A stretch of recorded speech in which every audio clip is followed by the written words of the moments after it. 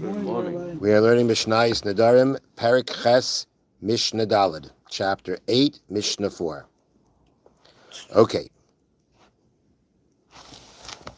All right.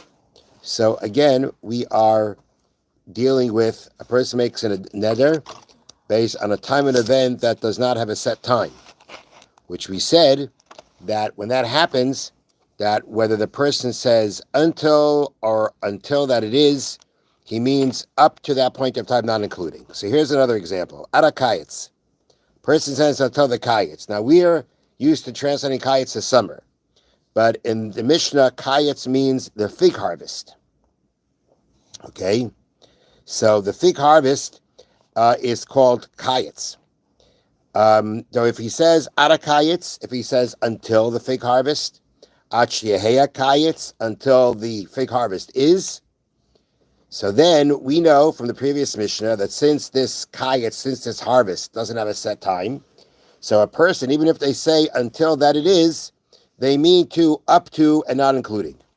Okay, so now the question is, what the Mishnah is going to tell us, didn't tell us this about this before, but here by the fig harvest, it's going to tell us what is considered the beginning of the fig harvest, right? The point here is that a fig harvest doesn't have a set time, and we say when he says until or until that it is, he means until it begins.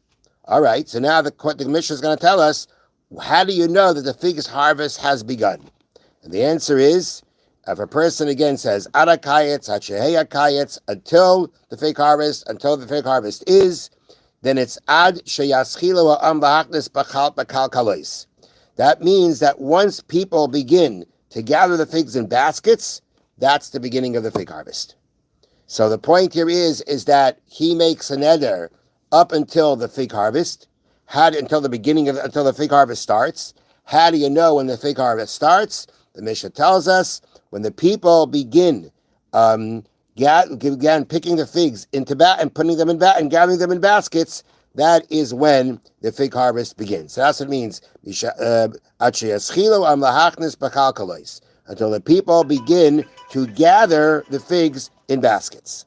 Okay?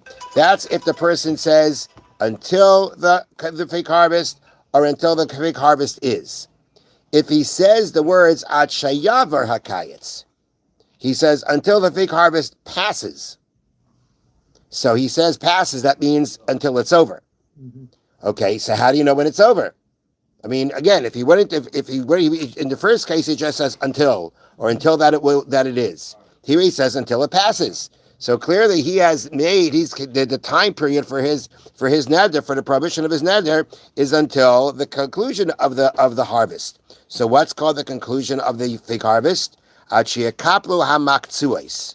When they fold up the mats. Now what that means is like this. These mats were on which the figs were laid out to dry, and then they would store the mats away.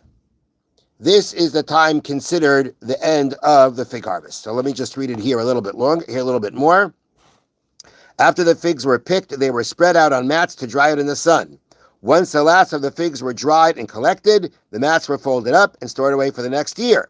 The fig harvest was considered at an end. So if you say until the fig harvest ends, you want to know when it ends? When they fold up and put away those mats that the figs were laid out on in order to dry up. Okay. Now, I just want to add something else here that I didn't say from the notes about the first part of the Mishnah, that it says that the fig harvest begins when they begin to gather the figs in baskets. So they point out here in the notes, the fig harvest is considered to have started only when the amount of figs that have ripened and are being picked is large enough to be gathered in baskets. Meaning apparently they started, pulling off some, right? But it wasn't that many yet that they had to put them into baskets. Once they start putting them in baskets, that is when it's considered the beginning of the fig harvest. All right. Now, the next case is ad hakotzer. The person said that his neder should last until the grain harvest. Okay. So, when is the beginning of the harvest? The answer is It's forbidden until the people begin to reap the wheat harvest, but not until the barley harvest. Now, as I point out here on the bottom, which one took place first? Barley. The wheat harvest took place later than the barley harvest. Correct. The barley harvest is first, the wheat harvest is after. And so when a person says until the kutzer, until the harvest, he means until the wheat harvest, which is later and not the barley harvest. Why?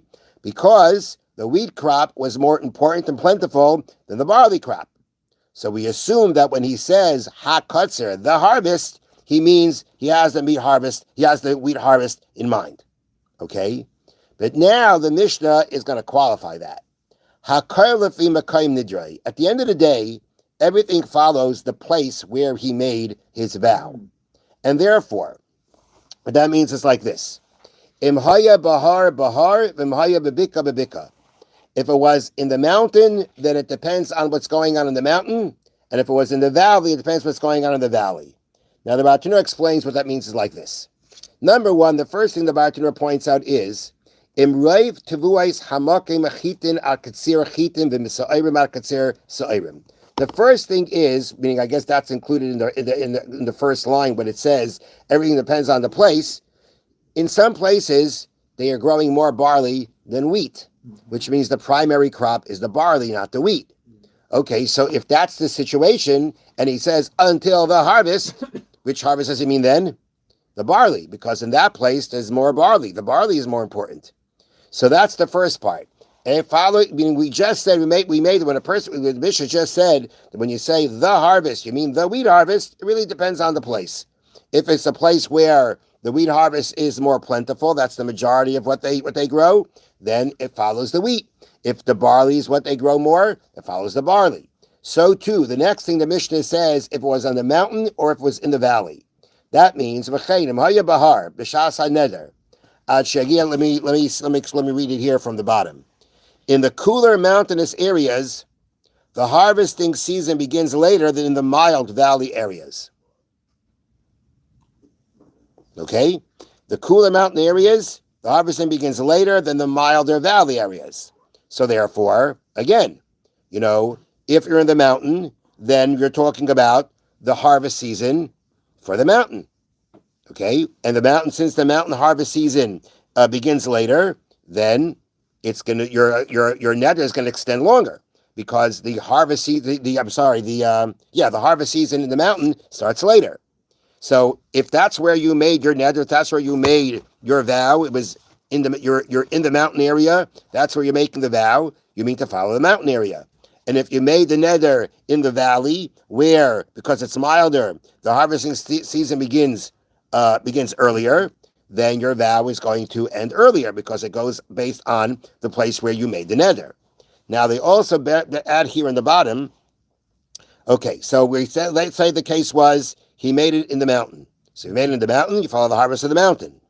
Even if he later went to a valley, he moved. The neder remains in force until the start of the harvest season in the mountain where he made the neder. You have to follow where you made the neder, and that's how that. And once the neder was made there, it's always going to follow that, even if you're not in that place anymore. So therefore, the Mishnah says, "Hakol lefi makayim nidrei." It all depends on where he made the neder. That is going to also make it. That's also going to let us know how far when the harvest begins. That's going to dictate when the harvest begins, and that will be. Until then that his neder is going to extend because he said ad hakatzer. He just said until. Mm-hmm. So when you just say until or until that it will be, it means until that event begins. Yeah, until the beginning. Have a wonderful day. Thank you, Rabbi. So it's interesting the second part. So with the figs, there's the distinction between Past